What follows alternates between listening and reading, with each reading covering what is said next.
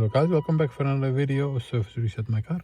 Today I'm going to show you how you can reset the service indicator of a Volvo S40. It's a 2005 model. When we turn the ignition on, we have an indicator over here with the information sign that says time for service. Before we start, I want to mention our YouTube channel, it's Service Reset My Car. We'd appreciate it if you subscribe to our channel. Give us more support by liking our videos. You have any comments, use the commentary. Any questions, use the commentary, and I'll get back to you as soon as possible.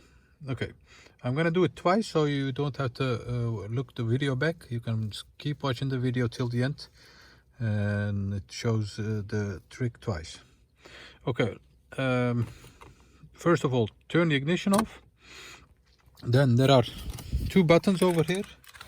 Let me have some light over there. Two buttons, 1, 2. One is a push button and the other one isn't. So we need to find the push button on a left steering wheel Volvo. It's the left side.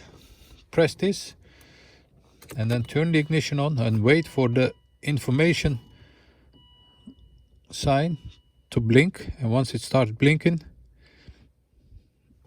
let go this button. And as you can see, the indicator on the top that says time for service disappears. So let's do the check.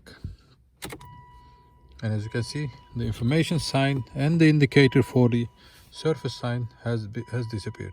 Once again, ignition off, press this, turn the ignition on, wait for the information to blink.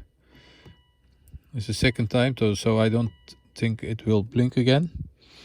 It takes about 15 seconds, and then let go, turn off the ignition, turn the ignition back on, and as you can see, the indicator for the service has disappeared.